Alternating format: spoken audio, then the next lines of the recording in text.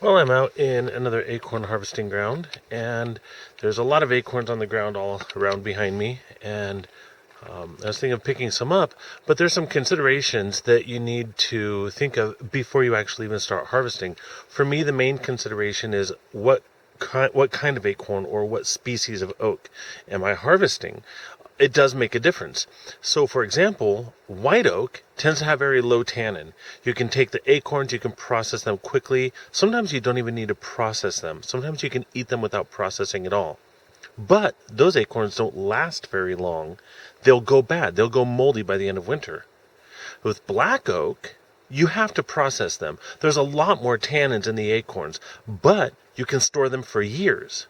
So you need to know where you're harvesting so that you know which acorns you need to eat early in the winter and which ones you might hold on to for longer term storage. So I'm going to show you what I'm seeing here. Let's take a look at these trees. Walk down the road here. Sorry for the shaky camera. What we have here is two different species of oak on opposite sides of the road. Now, I apologize for those who live in other regions that have red oak, pin oak, different varieties. Here in Southern Oregon, we basically have the two species. See how the leaves are all clustered and clumped together in this one? This is white oak. See how these are all evenly distributed?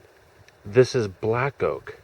So this is how you can tell from a distance what kind of tree you're going to be harvesting under. Now there are, of course, some very easy to see differences when you're up close as well. So let's get in here.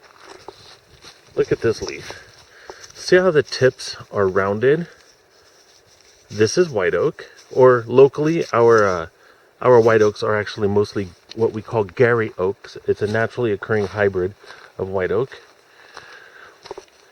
And this is the black oak. See how these leaves are all pointed? So when you're up close, you can see a difference very easily. But, for example, if you're just going down the road and you're thinking, okay, I've gathered enough white oak acorn for most of this winter, I need black oak acorn that's going to last me longer than the winter, and you're looking out across this oak savanna, how do you make that choice? Well, you can look at the profile of the trees, and you know immediately where you're at.